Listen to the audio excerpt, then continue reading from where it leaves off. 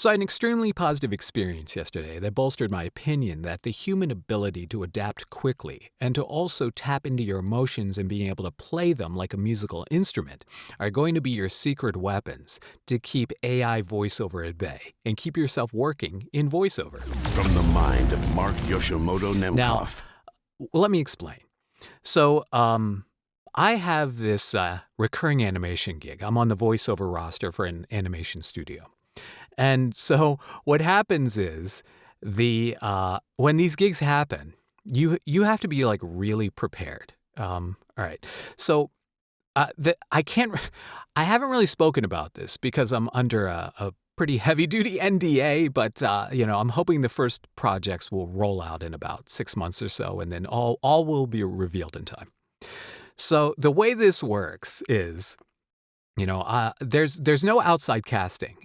All the casting is done through basically with the ensemble, with all the people who are assigned to the roster, and they assign parts based upon what it is that you do, your strengths, and what it is that they hope you can do. And so, I'll get an email with my call time. It'll be like, Wednesday, 1 to 3, and I have to go to their studio. And when I show up, what happens is, it's like, okay, we're going to be working on these 7 projects. Here are your scripts. We're going to do the first one here. Take 5 minutes, go into the next room, read the script, and then we'll start cutting. And that's what happens.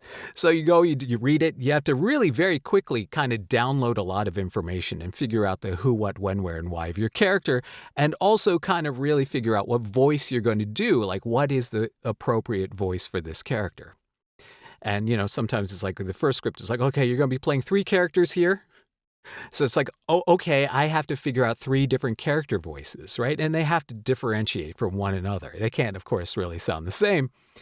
So there's a lot to really take in very quickly. And then you go into the booth, and it's like, okay, let's get levels. All right, page 2, scene 4. Let's roll 3. Right. And then you do 3 takes of the first line.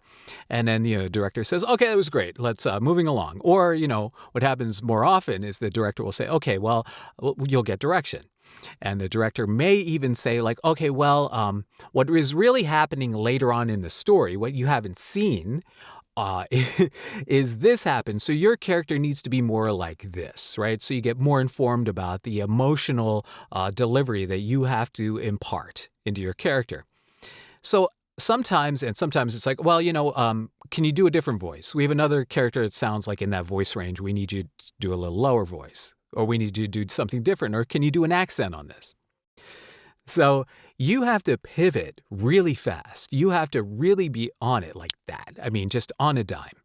And not only that, but, sometimes you have to, when you're pivoting from line to line, character to character, scene to scene like that, you have to understand the emotional context behind what it is that you're saying and what's happening around you. And so you have to tap into that like instantly. You have to be on it right away. And sometimes the character is feeling fear. Sometimes the character is feeling pride. Sometimes the character is feeling anger. And, and depending upon what it is, you have to be right there on it. There's no time to waste, because if you can't do it, they'll find somebody else who can. And you don't want to be that person, right? So being able to pivot from emotion to emotion, pinball from emotion to emotion, like really quickly, and being able to change your performance is really something that an AI is not going to be able to do really in the short term, or probably even in the mid-long term, maybe over time, right?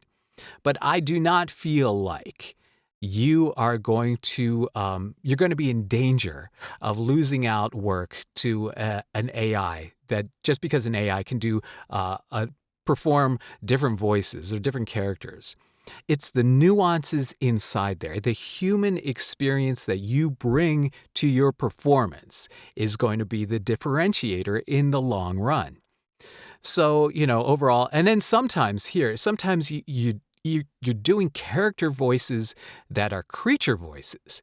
And when you're doing a creature voice, you have to speak in creature voice language without using human words sometimes. So you have to express emotions, again, like fear, anger, whatever, attack. And it's not just like the sound of an effort. It's not like and I think those of you who do video game acting a lot, you understand, like, efforts are when they ask you to do, okay, like you do a punch sound, like, like, all right, you're getting hit in the face, right? So you're doing those. But when you're doing creature voices, you're actually saying things. You're saying, like, get out of here, or, like, what is this thing? But you're saying it in creature screech language. So you have to tap into something that is relatable to a human audience, that they will understand the underlying emotion behind what noise you're making, whatever is coming out of your noise hole here.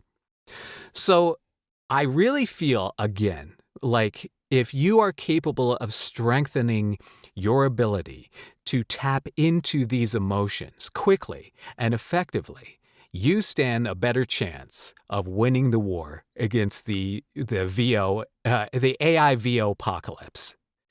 So what I really took away from it, I mean, it was an amazing session. And again, I played like 10 or 11 characters across like a bunch of different scripts. And so it's so much fun. And the ability to really have that there, and really when you're doing this kind of acting, you and I don't really consider myself an actor per se.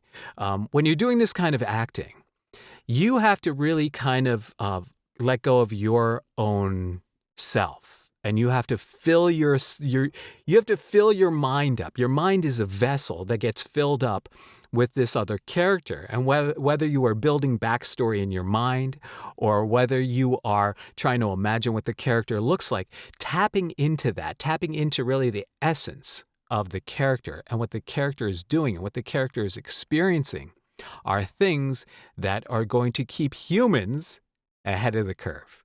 So again, really having the emotional context down in a character involves you feeling those emotions. Because once again, if you react to something, if you're being asked to react to something and you don't understand what that feels like, and all you can do is react to it by imitating or being inspired by someone else's performance of something. You've seen somebody else be angry, so you're going to kind of take what it is that you're doing based upon that. That's indicating, not acting, right? So acting is when you can really drill down into your core being and bring that experience out. And once you get that, those little nuanced performances really sell the reality of what it is you're trying to do, whether it's comedy or horror or whatever it is. You have to base it on something that the audience will feel. Because if the audience feels something about your character, even if your character is only on screen, or your character is only there for like 2 lines, you have to effectively deliver those lines in a way that, you don't have to make your character memorable per se, but you have to make sure that you are adding to the overall greatness of the overall project, right? So tapping into your emotions really, just to me, I feel, again, this really bolsters this. And I'm not going to call it an argument. I'm going to call it my opinion, that, experience is the greatest teacher. And having success in an experience allows you the greatest amount of growth. I mean, any experience you have is going to allow you to grow. But when you have positive experiences based upon you being ready and you being able to adapt in a situation where things may kind of go not as planned, then you are going to have success. And the more success that you can have on smaller projects, on any projects, will allow you the opportunity to have more opportunities. And that's what we all want, right? So tap into your emotional being. Find the way to get in there. It may be uncomfortable. It may make you feel anxiety. But again, if you want to beat the machine, be human. All right? Let me know what you're thinking. Until next time, this is Mark Yoshimoto Nemkov, fading to black.